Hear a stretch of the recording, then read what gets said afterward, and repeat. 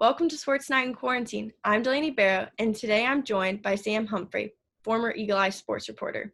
Today we're going to be talking about Pat Dye's legacy at Auburn, the plan for Auburn football players returning to campus, as well as the ethics of sporting events resuming around the world. Let's get into it. On Monday morning, Auburn legendary head coach Pat Dye tragically passed away at the age of 80.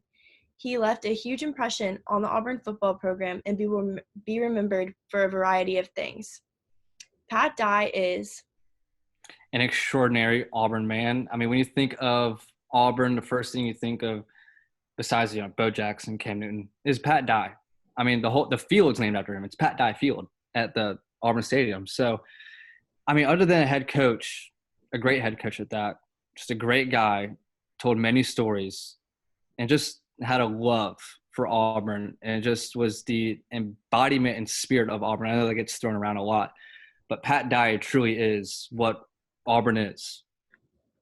He really is, and his impression is going to last for many years, especially how he fueled the rivalry between Auburn and Alabama. He was responsible for moving the annual game that was held in Birmingham to Auburn on the alternating home basis, and under his reign, the Tigers had a 6-6 record against the Tide, which is very impressive. Mm-hmm. And also, the Auburn Board of Trustees unanimously approved constructing a statue in his honor in February. So hopefully that will be done soon in order to further preserve his legacy, because he is known for so many things. He coached so many talented players, including Bo Jackson, Tracy Rocker, and even Pat Nix, which is really incredible that he got to watch Bo Nix lead the Tigers to an Iron Bowl victory this year. And he also got to coach Bo Nix's father his freshman year at Auburn. Yeah, and he got to see his son play in his first year before he unfortunately passed. So that's also a pretty cool moment. I didn't even know that he was getting a statue, in, you said February? Mm-hmm. That's when Do you know when that is going to be finished construction? I do not, but it's probably been put on pause just due to coronavirus and everything. Mm-hmm. But I feel like now that Pat Dye has passed away, they'll probably try to speed that up in order to honor him during this whole next season, as long as I hope so. Man, those Auburn home games, they're going to have some emotional tributes. Oh, man, I would cry. They always do the best video tributes, and especially the ones last year really touched me. Yeah, they get my heart going, I'll tell you that. Yeah, they're talented. So powerful, and they really never get old. So I'm sure that there are going to be some tear-jerking videos coming out in the near future. Oh, yeah. But speaking of Auburn football, the plan is to bring players back on campus on June 8th, which is next Monday. And bringing them back will include COVID testing on Monday, and the results should be back in a day, which is a fairly remarkably quick test. And then after that, the players will go through their physicals, and the whole training is going to consist of voluntary strength and conditioning, along with a lot of team building strategies via Zoom.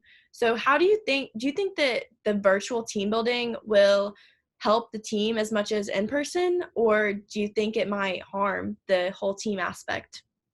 I don't know. Maybe harm is not the right word. It's definitely more valuable to do all this stuff in person than through Zoom.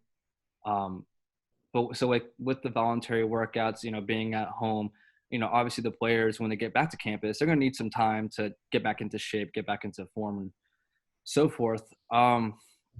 Yeah, there is a little bit of a disadvantage with all these Zoom calls and online things. And it kind of makes me wary of the future of college football this season.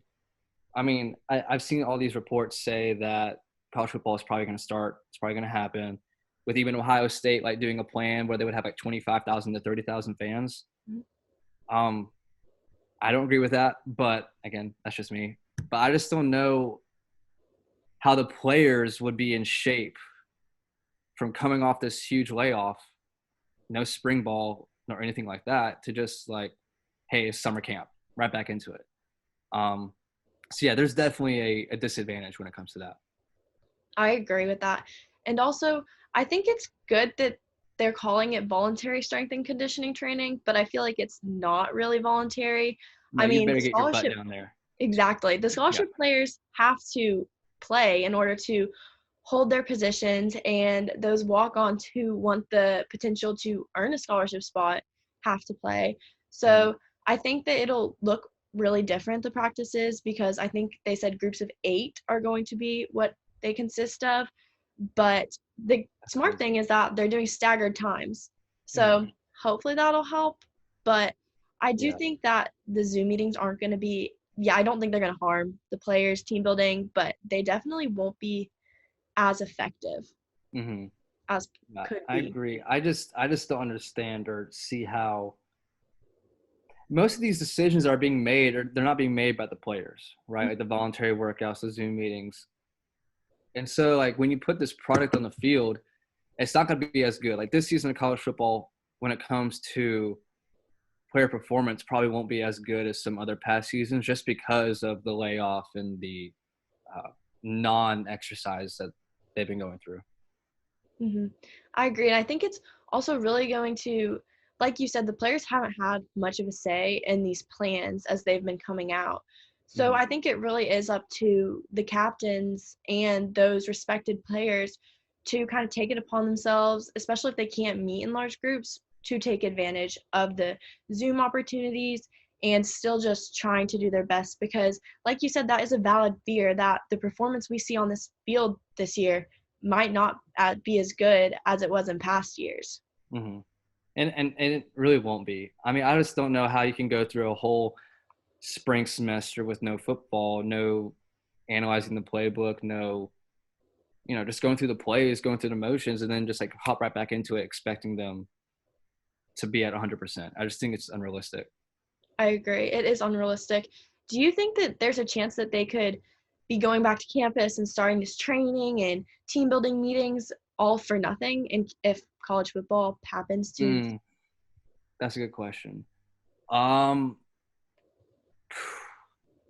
See, if the season's canceled, I don't think it's all for nothing because you still get something out of it. But it would just be such a disappointment to have all these, um, I guess, guidelines and plans just for the season to be canceled. I do think that football would be played this year. I just think it would be best if there were no fans, and I think that would be the only way for football to come back for college football.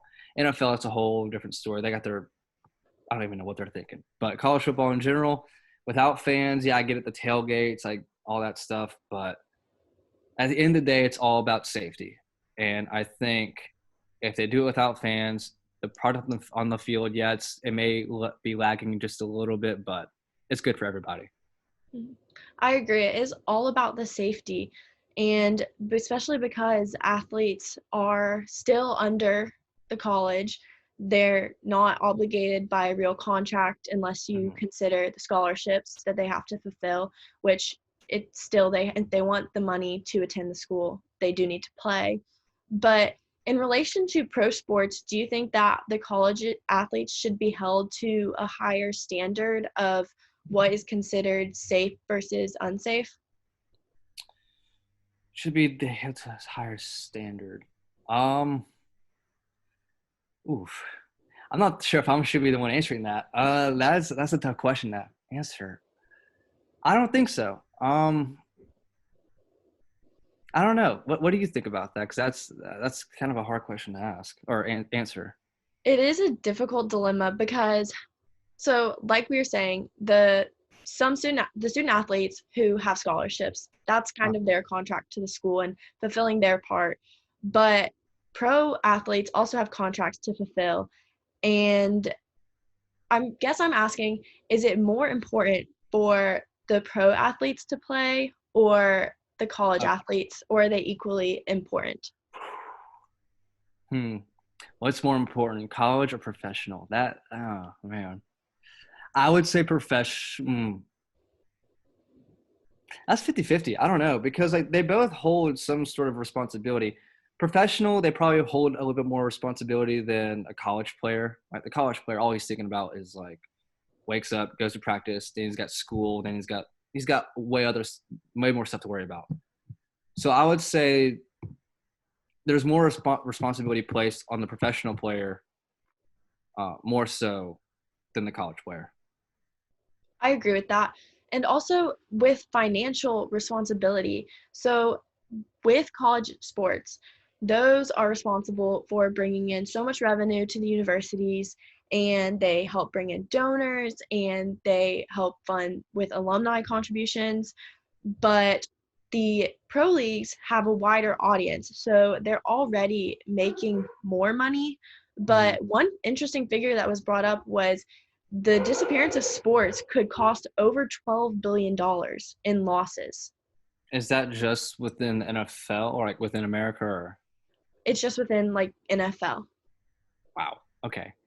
Because I did read something about like worldwide sports already losing like close to hundreds of billions of dollars. Like it's going to be in the trillions by the Mhm. end of it, like worldwide.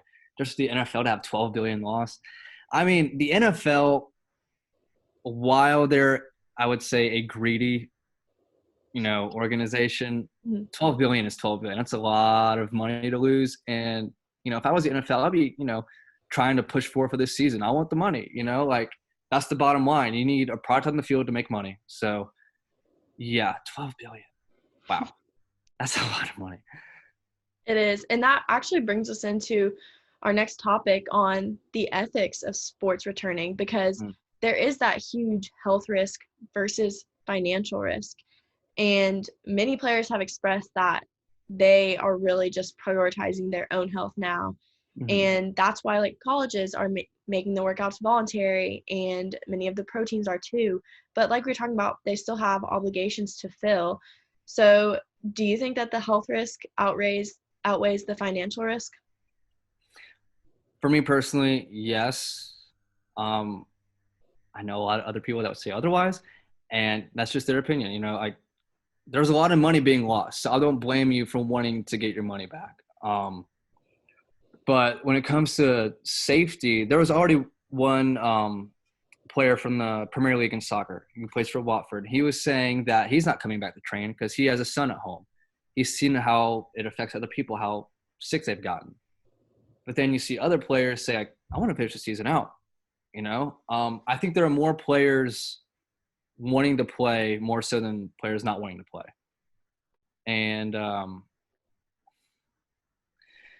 yeah, I think I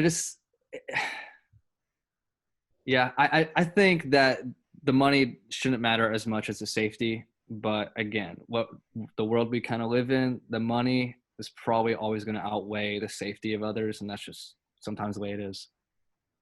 I agree with what you said about the health outweighing, because it really is a personal opinion. And if they do make it, maybe they'll have leniency this year with contracts. And if somebody has young kids at home or is very close to somebody who's immunocompromised, Mm-hmm. then they could possibly make some rearrangements to the contract in order to let them sit this season out. And in turn, that could potentially free up spots for players who may not have had a starting role in the past but are really looking to earn that. And I think that that could be an interesting concept to keep an eye out for. Mm-hmm. Mm-hmm. I agree. I think all sports will eventually come back, whether, um, see, even if one player gets sick, I still think the the season will go on.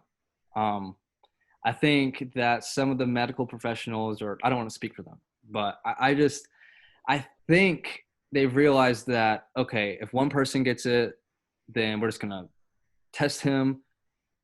These NBA players, these NFL players, their bodies are well equipped enough to handle Corona, to where they're not going to be bedridden and sick like some of the elderly people. So with that, I just think all the sports will eventually return, even if one person gets sick. I agree.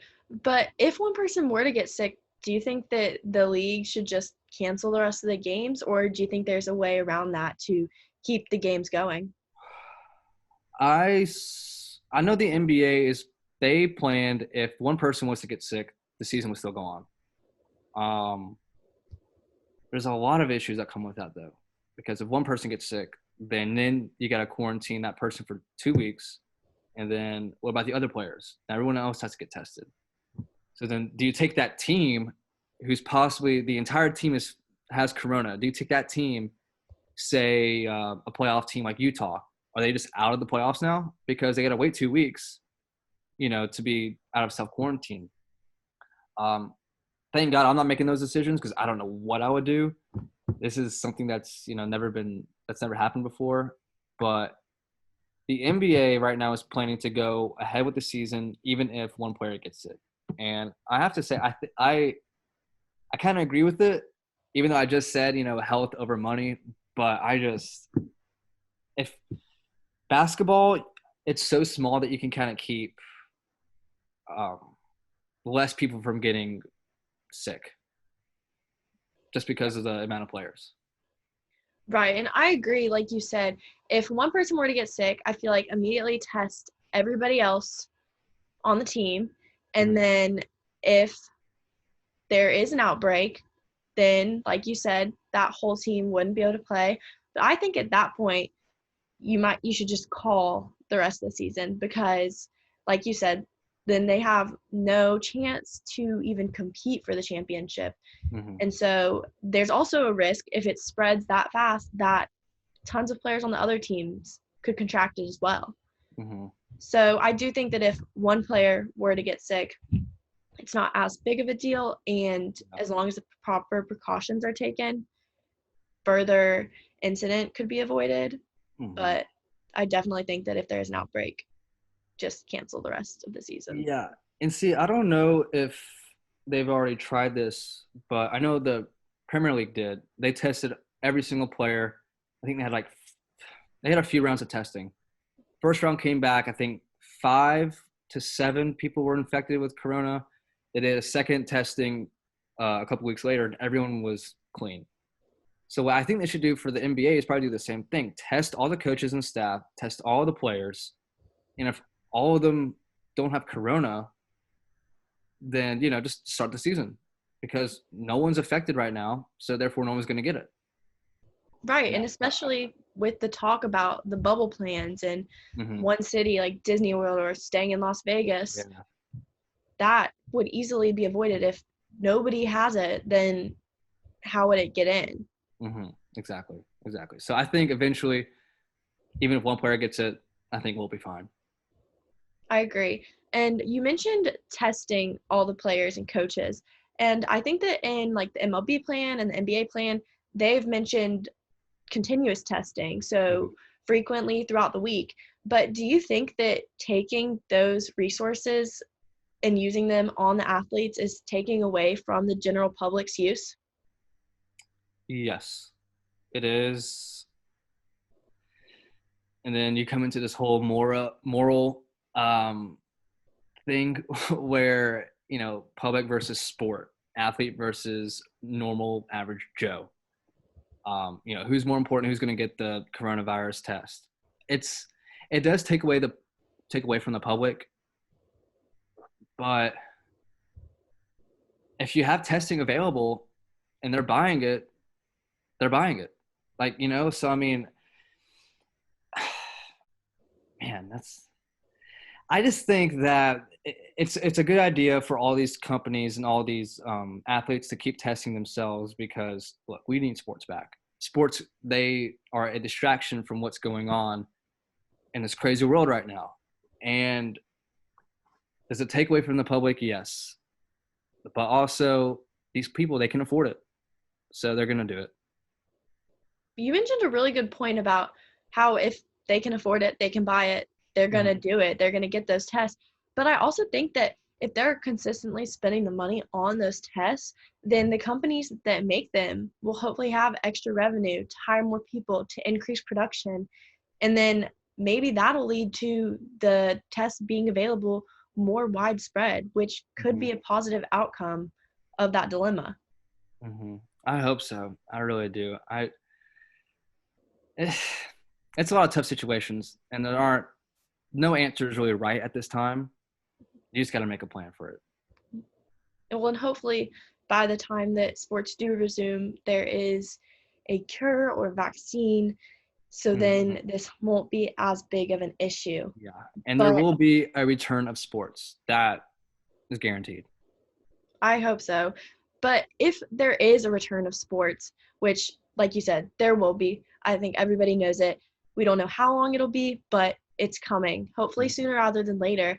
Yeah. But do you think that the concern that some fans may experience between wanting to watch sports versus being concerned for maybe the health and safety of the players, do you think that that should be more of a concern when viewers are watching the games? Um, no. I think that the viewer really won't care about anything as long as there's sports in front of them. As long as LeBron James is dribbling a basketball, they won't care about Corona. Their focus is LeBron James. Their focus is Tom Brady. Their focus is, they don't like, yeah, in the back of your head, you're like, oh, wow, like, what if that guy's Corona right now? But, like, I don't know. I just think that the viewer cares so much more about just watching sports that they don't really care about the other stuff. That's me. That's the way I look at it. I know when I'm watching the NBA playoffs, hopefully when they return, I won't be thinking about Corona. That's for sure. Yeah, it is.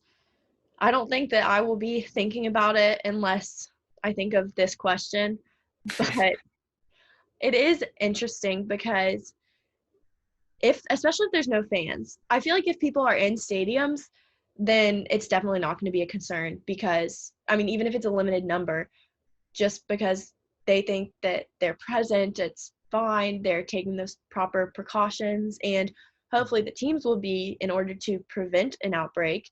But I feel like it might be a concern if you're home alone and or not alone, but the athletes are in the stadiums and arenas alone, just playing with only the media present to show us. I think that that could be more of a concern and just showing that there's still so much progress to be made that we're still not allowed to be there. So Mhm. Do you think that without the fans there, it hurts the product in the field? I think it does just a little bit, but it definitely does because athletes thrive off of the cheering, the booing. They want to prove the opposing fans wrong, just like at Auburn Arena when the jungle is screaming at the opposing team. Everybody compliments the jungle after a game, especially the players, saying, "Thanks for bringing it. You guys were loud. We Yeah. really needed you." And I think that that just shows how powerful a crowd is. And honestly, there are some games this year that the Auburn basketball team played that I feel like if the student section wasn't as big as it was, they probably would have been a lot closer or they would have resulted in losses. Oh Do you yeah. agree with that? 100%. 100%. The crowds. That's why. I mean, you have the home factor. When a team's go on the road, you're like, well, that team's at home, so they're probably going to win. Like there is a home advantage in pretty much all sports just because of the fans. But like when it comes to, I think in certain sports it will hurt the product. Some not so much. Soccer, I don't think it'll hurt the product. I don't in basketball. I don't think it'll hurt the product. If anything, I think that the competition of just like, okay, it's me and you. There's no one else here. Like it's gonna get the best out of people. Like they're gonna be scrimmages. They're competitive scrimmages basically because there's no one there. And I think that will bring out the best because it's just your guy in front of you, no one else. He's talking smack. You can clearly hear him because there's no fans around. And I think football, it may hurt the product, I think, but like basketball and soccer, I don't think it would hurt as much. Yeah, I can see that. But with football, and you mentioned home team advantage. And so obviously, student sections, each stadium has designated area. They're fairly big because they really want to get the students involved. Mm-hmm. Football games and other sporting events are a huge part of the college experience. And if college stadiums weren't able to fill to capacity, do you think that a special priority should be given to students since the home team advantage is so real? Mm, I'm gonna say no, just because if you're not allowing any other fans in but the students, that's already another cause. Like you're already saying no fans, but then you're saying, all right, we'll let students though. So like, I think that you run into a problem with that. If you're going to allow students in, you should allow other fans in. Um, so if you're going to do no fans, just stick to no fans. You know what I mean? Mm-hmm. I agree with that. I definitely think that no fans means no fans. I love students being able to be at the games, but Mhm. they shouldn't be the only ones And because yeah, and plus 25,000 to 30,000 fans in a 100,000 filled arena isn't going to make that much noise relative than when it would be filled up. So even having those home fans there, I don't think would cause that much of an advantage or disadvantage. So right. I think that if they did happen to limit the stadium capacities, maybe a little bit more of a percentage of the seats to students, just mhm. because sports are so essential to the university experience. But there definitely needs to be availability for alumni and just general fans, and especially those who donate to the university. Well, they have the press boxes. I think they'll be fine up there. That's true. And honestly, the press boxes are would really help with because with the social distancing, because there's smaller groups in there and you just go straight to your press box, you stay in your press box. I feel like Mhm. that could be a viable option if stadiums do have to limit the amount of fans that they're Yeah. allowing in. And to add to that, if they were to allow people in the stadiums, I think it should be only be to essential people. Mm-hmm. So that would be well, that wouldn't be the concession stand workers just because there'd be no one there to sell to. So it'd probably be the scouts, the coaches, the donors, like you said, and then probably family of the players, and then leave it at that. Have them in this, you can scatter them across the arena, you can scatter them around the press box, but I think if you're gonna have people in there with no fans, at least have the essential people there to do their work. I agree. That's a good point, especially with I think that just the essential people is way easier to manage Mm-hmm. than no fans at all because like you brought up recruiters. That's a huge deal. I just didn't even think about it first, but they're really choosing the next generation of NFL players for Mm-hmm. football stadiums, and then for basketball, next generation of NBA players. So they need to be there. Yeah, That's really important, you're especially not because, recruiting them through Zoom. right. That's just not effective. But Mm-hmm. that also shows that, I mean, I'm sure you've noticed without sports, there have been just, it seems kind of like a lull in life. I mean, there's been the documentary on Michael Jordan, which was amazing, Mm-hmm. released, Yeah. and their soccer leagues are starting to come back, which is really good. But I guess the final question I want to ask you, kind of the big question, is how important are sports to a society, our society? Well, like I said earlier, sports they provide a distraction, and right now with the whole protests and the rioting and the looting and all that, it's having sports can turn your whole day into a happy thought. Like you could be having a bad day, and then you remember, oh wait, this game's coming on. Oh wait, the Bucks and the Titans are playing. I don't know. That get me fired up. Like that make me a little bit happy if I had a bad day. Sports just provide something that it's entertainment. I mean, it's just something to put a smile on your face, something to forget about all the bad, and it's fun. You have your friends around, you have your family around, you have your game day dishes. You got your wings, got your platters, whatnot, and you just eat, you have fun, you drink, you just enjoy sports. So sports mean everything to society.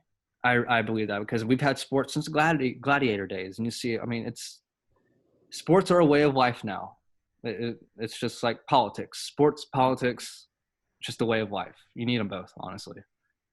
I agree. And you brought up such a good point about how long they've been around since gladiators, Greek Olympics. They're literally, I can't, like, competitiveness has just Mhm. been ingrained in us. And we love dressing up in our team's colors and cheering for the home team. and against the other team. And I think it also is important because it provides a sense of unity for a lot of people just to Mhm. be rooting for something bigger than them and just coming together to cheer on these people playing against each other for a trophy. Mhm. And it really is, watching sports is one of the biggest pastimes, and it's been so different not being able to do that. Mhm. And I wish I had some like, metaphorical way about sports, something to like leave the audience on. But it's just sports are necessary, Mhm. and that's it. I agree. And I mean, if not for the entertainment purposes, like we mentioned earlier, the financial purposes, Hmm. like this is so many people's livelihoods. This sets them up for the rest of their lives. They pro players get paid so much, sets them up for retirement, and they rely on that. And not only that, but think about an Auburn home game weekend. How many people are in town? The hotels are full, going to the grocery store to get tailgate stuff, Hmm. renting things and equipment, and going to restaurants. And there are just so many things that would be affected if we didn't have sports. Hmm. And they've just been around for so long that pretty much everything is interconnected with them at this point. Yeah, you got to think of the small businesses too. I didn't even think about that, about how much, you go to your local bar to watch the game, how much revenue they make, the grocery store, like you said, all the tailgates. So it's much more than just two guys tackling each other for, a touchdown. It's way more than that. It's about your community. It's about distractions. It's about just pure entertainment. It really is. And hopefully, we'll be getting sports soon. But it was great discussing all these questions with you, Sam. Thank you so much for joining me. This No was another problem. episode of Sports Night in Quarantine. I'm Delaney Barrow, joined by Sam Humphrey. Make sure to tune in for another episode next week.